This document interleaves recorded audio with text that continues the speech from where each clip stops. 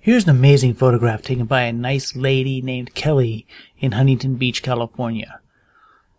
In my opinion, this is a large male coyote. This is as big and healthy as they get around here. What's amazing is that he's gone right up to that piece of rebar sticking out of the ground like he wants us to measure him. So let's do just that and see how big is this guy. So here's a 24-inch measuring stick leaned right up against that very same piece of rebar. The rebar is a little bit taller, and I did measure that extra amount as 4 inches. So the height of this rebar is a paltry 28 inches, and the height of that coyote is well below that. I would estimate that this coyote is 24 inches tall, 2 feet, and that's a big one. And I'm rolling a basketball there to give you another perspective on the height of that rebar.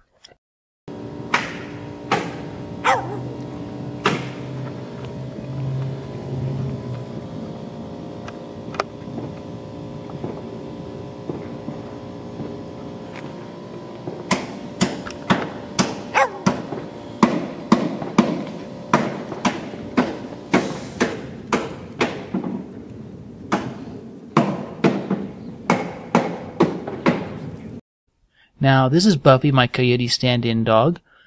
Buffy is a rescue dog, and she is small. She's probably a cross between a Chihuahua and a Pomeranian, although she's a little larger than you'd expect from a union like that. I'm lining her up to that rebar. When you see Buffy on the street, you just think, oh, a small dog. She's not even close to being a medium-sized dog.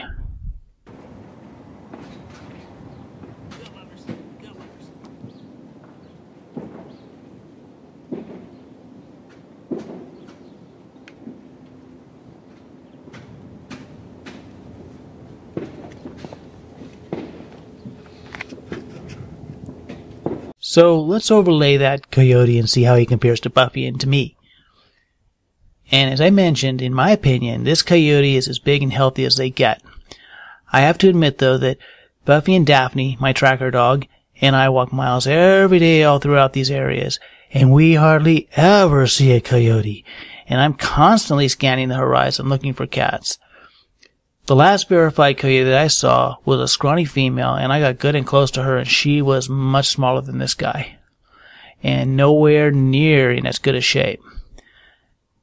You can see that his legs are longer than Buffy's, but their torsos are about the same length, except that Buffy is more burly.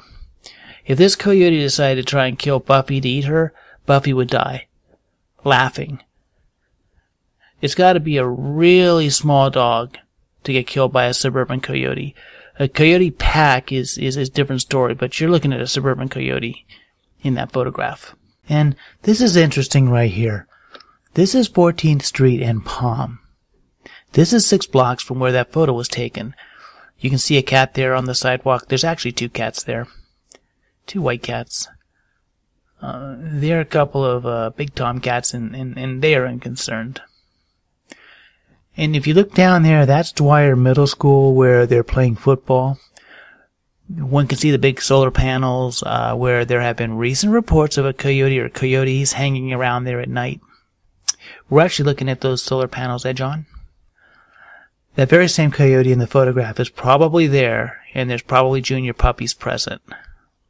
The adult coyote's there, and he's probably one of those adults. And these cats that you see all have a personal relationship with one another, and they leave each other alone. If either of those cats begins to experience end-of-life issues, then the coyotes will be aware of it, and that's when the relationship can change. But you can see those cats are out there. If he decided to try to ambush one of them, he could do it so easily. But he chooses not to. You have to ask yourself why.